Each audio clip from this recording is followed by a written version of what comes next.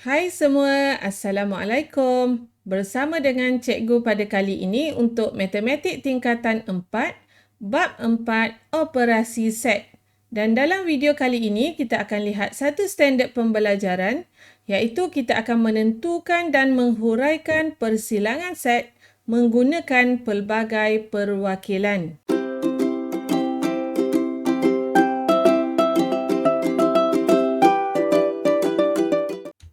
Sebelum kita lihat kepada tajuk persilangan set, kita imbas semula tentang apakah yang dimaksudkan dengan set. Set ialah himpunan objek yang mana kita kumpulkan objek-objek tersebut mempunyai ciri sepunya, iaitu ciri yang sama. Dan terdapat 3 cara untuk kita membuat perwakilan set, iaitu yang pertama dalam bentuk perihalan. Kita menulis set tersebut dalam bentuk ayat. Sebagai contoh, P ialah set nombor ganjil antara 1 hingga 10. Okey, kaedah yang kedua ialah kaedah tata tanda set, di mana kita menyenaraikan semua unsur bagi set tersebut. Okey, dan kita tulis dalam bentuk tata tanda set.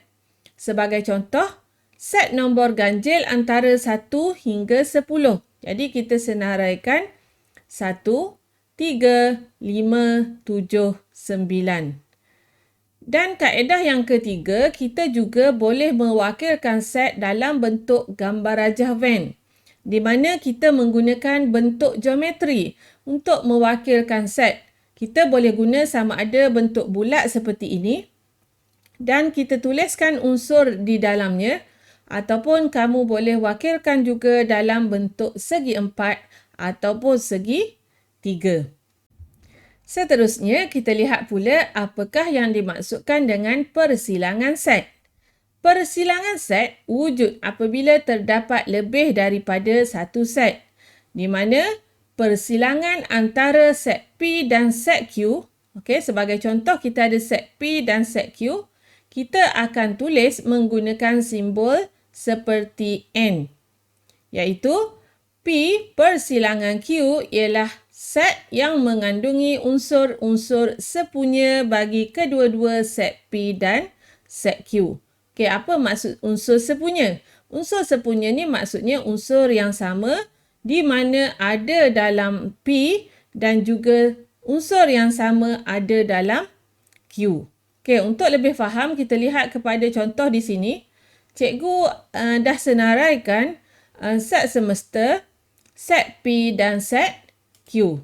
Okey, kalau kita lihat di sini, kita lihat pada set semesta. Okey, yang ini adalah set semesta. Diberi set P 2, 4, 6, 8 dan set Q 3, 6, 9. Bila kita melihat kepada P persilangan Q, maksudnya kita perlu mencari unsur yang sama. Okey, sepunya maksudnya sama, ada dalam P dan ada dalam Q. Kalau kita lihat di sini, contoh di sini, kita lihat unsur yang sama yang ada dalam P dan Q ialah 6. Jadi kita boleh tulis P persilangan Q sama dengan, kita senaraikan unsurnya iaitu 6. Okey, ataupun kita nak wakilkan dalam bentuk gambar rajah Venn. Okey, cikgu ada set yang pertama dan set yang kedua. Contohnya, cikgu wakilkan di sini. Okey, cikgu wakilkan di sini sebagai P. Okey, dan yang ini sebagai Q. Macam mana kita nak wakilkan set-set ini dalam bentuk gambar rajah Venn? Okey, sekarang kita dah ada persilangan P dan Q, iaitu unsurnya adalah 6. Okey, jadi ini adalah kawasan persilangan di antara set P dan set Q. Jadi cikgu akan tulis 6 di bahagian persilangan antara set P dan set Q. Jadi untuk bakinya, set P, 6 kita dah tulis di sini. Jadi yang tinggal ialah 2, 4, 8. Yang ini untuk P. Dan untuk Q, kita ada lagi 3 dan 9. Okey, di sini 3, 9. Dan untuk set semesta, kawasan di luar daripada P dan Q, okay, kita dah ada 2, 4, 6, 8 untuk unsur P dan kita ada 3, 6, 9 untuk unsur Q. Jadi selain daripada tu akan berada di bahagian luar daripada set P dan Q, iaitu 1, 5, 7 dan 10. Okey, jadi ini adalah contoh persilangan set yang telah cikgu wakilkan dalam bentuk gambar rajah Venn. Okey, boleh? Seterusnya kita lihat bagaimanakah kita boleh menentukan persilangan antara 2 atau lebih set dengan gambar rajah Venn. Okey, di sini ialah nota ringkas di mana kita boleh lihat ada 4 keadaan.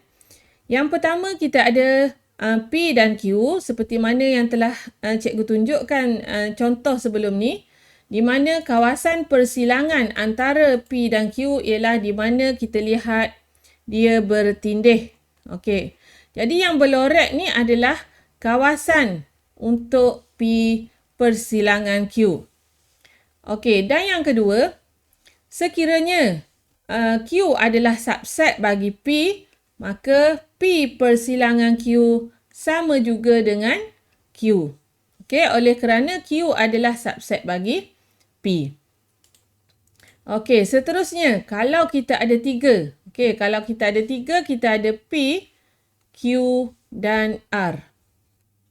Jadi sekarang kita nak lihat kepada P persilangan R. Okey, yang ni P, yang ni R. Jadi yang bersilang adalah di kawasan yang telah diwarnakan di sini. Yang terlibat hanya set P dan set R. Okey, kawasan yang berada untuk kedua-duanya, P dan R.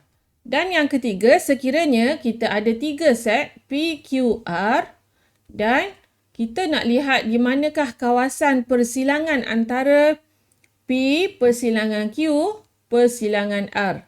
Okey, kalau cikgu lorekkan di sini, yang pertama, P persilangan Q. Okey, yang ni adalah P, yang ni adalah Q. Jadi yang pertama, yang ni adalah P persilangan Q, seperti gambar rajah pertama.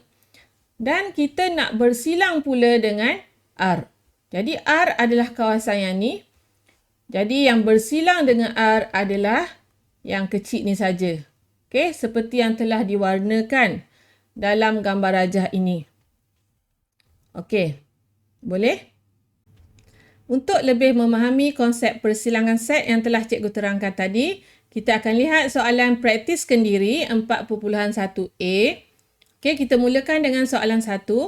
Diberi set semesta X ialah integer.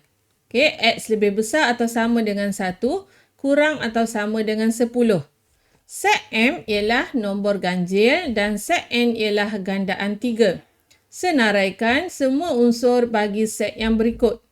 Jadi, cikgu lebih suka kamu senaraikan dahulu set semesta.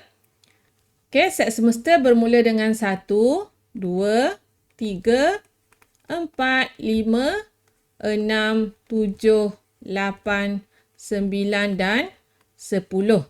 Okey, jadi set M dan set N adalah bergantung kepada set semesta. Jadi soalan pertama, set M. Okey, set M ialah set nombor ganjil. Okey, nombor ganjil. Nombor ganjil bermula dengan 1, 3, 5, 7, 9. Okey, dan yang kedua, senaraikan pula set N. Okey, set N ialah set gandaan 3. Okey, gandaan 3 jadi sifir 3 bermula dengan 3, 6, 9. Okey, boleh? Dan soalan C, M persilangan N. Okey, set M persilangan N. Okey, jadi kita akan lihat di sini apakah unsur sepunya yang ada dalam M dan N. Okey, 1 tak ada. Okey, kita lihat di sini kita ada 3. Okey, 5, 6 tak ada. Okey, satu lagi ialah 9. Jadi kita ada unsur sepunya bagi M dan N iaitu 3 dan 9. Okey. Seterusnya kita lihat soalan kedua. Gambar rajah Venn menunjukkan set J, set K dan set L dengan keadaan set semesta ialah 1, 2, 3, 4, 5, 6, 7, 8, 9. Senaraikan semua unsur bagi persilangan set yang berikut. Okey, sekarang dia nak kita senaraikan semua unsur. Okey, kita lihat dahulu soalan yang pertama. Okey, soalan yang pertama, J persilangan K. Okey, dia nak J persilangan K. Jadi sekarang cikgu lorekkan yang pertama. Cikgu lorekkan J. Okey, yang ni J. Okey. Seterusnya kita lihat yang mana K. Okey, yang ni K. Jadi di sini kita akan lihat persilangan ialah di manakah kita mempunyai kedua-dua lorekkan. Okey, jadi lorekkan yang kita nampak dengan jelasnya adalah di K. Okey, oleh kerana K adalah subset bagi J. Jadi jawapannya kita senaraikan, kita ada 3 unsurnya iaitu 4, 6, 9. Seterusnya kita lihat soalan B, J persilangan L. Okey, sekarang cikgu lorekkan. Yang ni adalah J. Okey, cikgu lorekkan J. Dan yang kedua, cikgu lorekkan L. Okey, L ni adalah segi 4 ni. Jadi cikgu lorekkan J dan L. Okey, daripada lorekkan ni kita boleh lihat kita ada 2 unsur yang sama di antara J dan L, iaitu kita ada 2, okey, 3, 9. Seterusnya soalan C, K persilangan L. Okey, yang ni adalah K. Okey, cikgu lorekkan supaya kamu lebih nampak.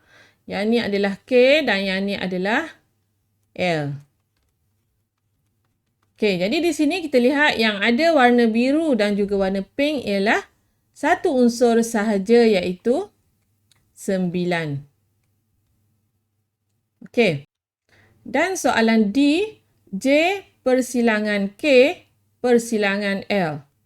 Okey, yang ni cikgu tandakan J persilangan K. Okey, yang ni adalah J.